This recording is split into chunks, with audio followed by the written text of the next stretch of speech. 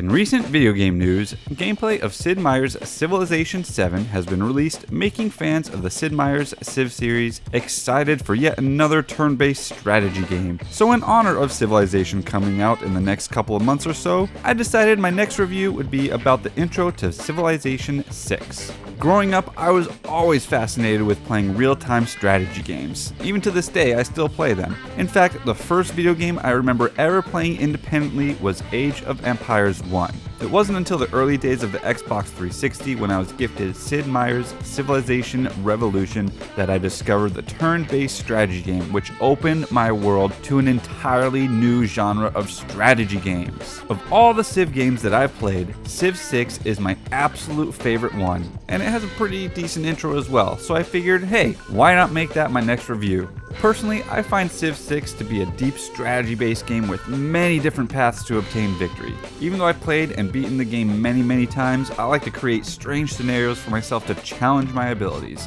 which makes the game full of never-ending fun. Now, if you're familiar with my videos, then you'll know that my reviews are not about video games as a whole, but rather just the intro. To help with my reviews of the intro, I have 3 categories that I look at and give ratings to. Those categories are the music, the storytelling, and how captivating as a whole the intro is. After I give a score out of 10 to all these categories, I will add all the scores up to get a final total score. And if there's something else about the intro that doesn't fit quite well into any of these categories, then I will be awarding bonus points as well. So strap in, folks, and get ready for another Too True SMEG review. So let's look at the music and sound. The song, called Songo di Voler, which I'm sure I butchered just trying to pronounce, translates to the dream of flight. When listening to the song, we can't help but have feelings of boundless aspirations of humanity, which is a theme central to the Civilization series. This song has a wonderful balance of an orchestral arrangement with a choral performance which evokes feelings of wonder and determination, which, if you think about it, perfectly mirrors the emotional highs and challenges of building a civilization. Whenever I hear the song, I can't help but feel some sort of inspiration to go pull off the impossible and embark on some crazy journey. The single word I would have to use to describe this song is epic.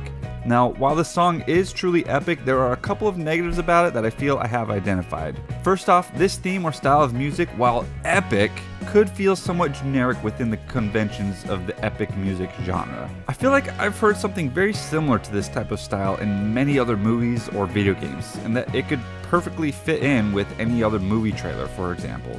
Again, while this is an epic song that I love, it doesn't stand out too much from other epic pieces of music and other things. Another potential drawback of this song is that it leans too heavily on the action piece of the Civ 6 gameplay, and may make players expect the entire game to be action-packed. Civ 6 is actually quite a slow game with a methodical pace of strategizing and building.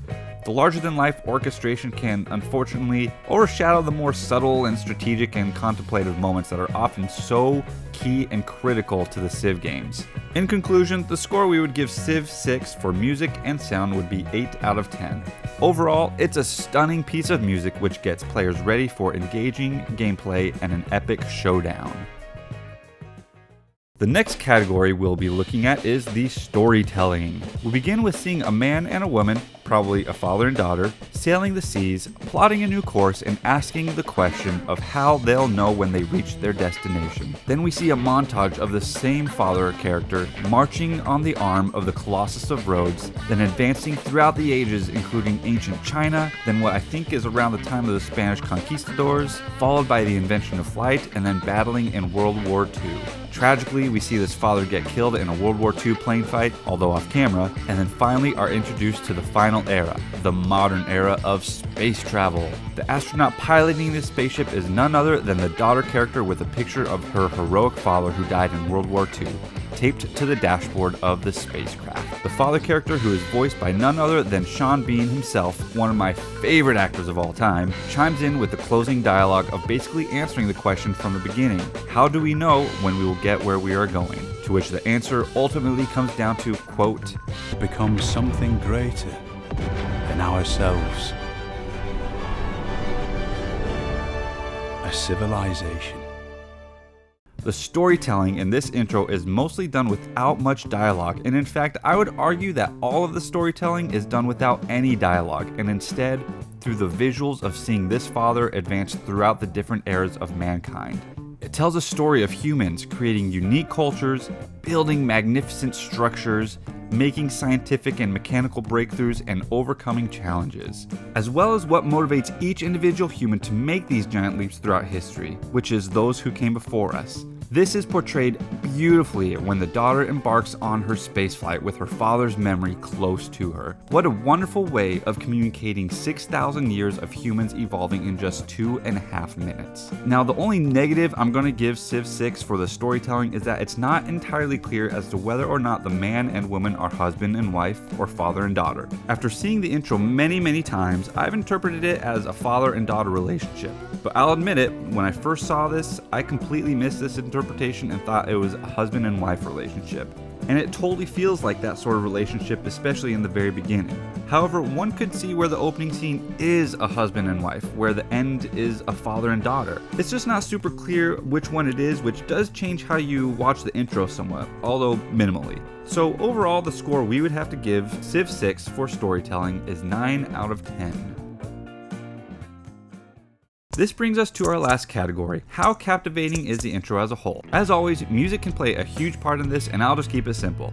The music is very intriguing at the beginning, then becomes very epic, which helps us stay engaged. Another aspect that makes this intro very captivating are the cinematic sweeping transitions starting from ancient eras all the way to space exploration. This provides a captivating sense of scale, ambition, determination, and curiosity. Additionally, there's also an emotional focus on the two characters we've discussed already between what I believe is a father and daughter.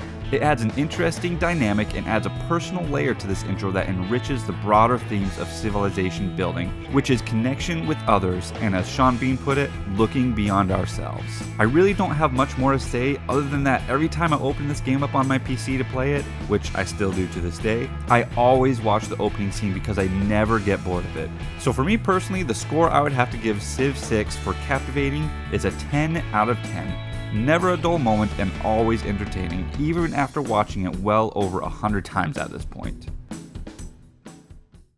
So in conclusion, when we add all of these scores up, we get a total of 27 out of 30, which averages out to 9 out of 10 for the intro. I'm extremely tempted to give a bonus point solely for the fact that Sean Bean is the narrator, but if you know me, that is such a biased opinion, so I'm going to hold back. Overall, there's a lot of video games that can learn from this intro when it comes to communicating the theme and message of the game, while at the same time producing an epic, motivational, and captivating opening scene. Like I said before, this is an intro I never get bored watching. So there you have it, my review for the Civilization 6 intro. If you enjoyed this review, please consider leaving a like and maybe even subscribing. I'd love to continue making more of these videos, and it helps when I know there's people out there who are actually enjoying the content. And seriously, if you have an intro to something you really want me to review, leave a comment and I will add that to the top of my list. I'm honestly still waiting for someone to take me up on that offer. So anyways, I sure appreciate the support and all of you who made it to the very end. Thanks again for sticking around for another Too True SMEG review. Until next time.